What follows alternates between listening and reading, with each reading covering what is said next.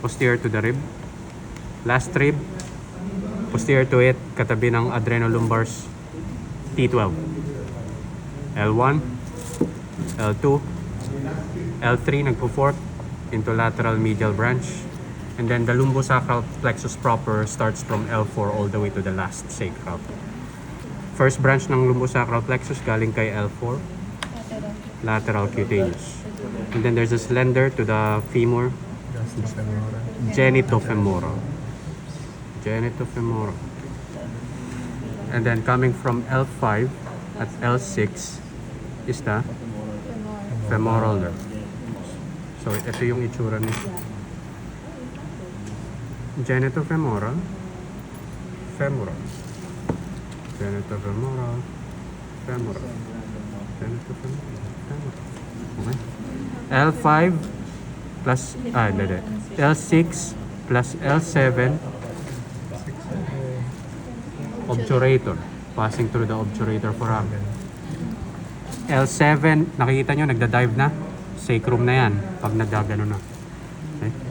L7, S1, giant nerve, sciatic. Tatagos doon, sa kabila, sciatic. Sciatic nerve. As it passes through the butt muscles, ano yung mga nandun? Gluteus. Gluteal nerves yung mga nandun. Silipin nyo na lang yung maiksi. And then there's a Posterior cutaneous. here, papunta sa biceps femoris, posterior cutaneous.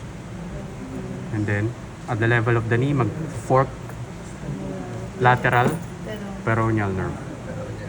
Yung medial branch, tibial nerve. Balik tayo dito. Sciatic. S1, L7, sciatic.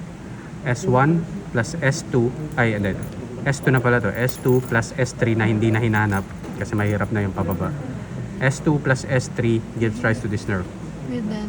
Pudendal, paikot, papuntang anus, rectum, genitalia. Isang side lang ba siya, sir? Parehas. Bilateral yung mga nerves na to. May left and right. So, para silang paikot lang. Pagano? Okay. Pudendal. Pudendal. Tapos, may isa papunta sa rectum. Ayan o. Rectum at saka bladder. Inferior hemorrhoidal. Inferior hemorrhoidal na. Okay, yun lang yung alamin nyo. Sir,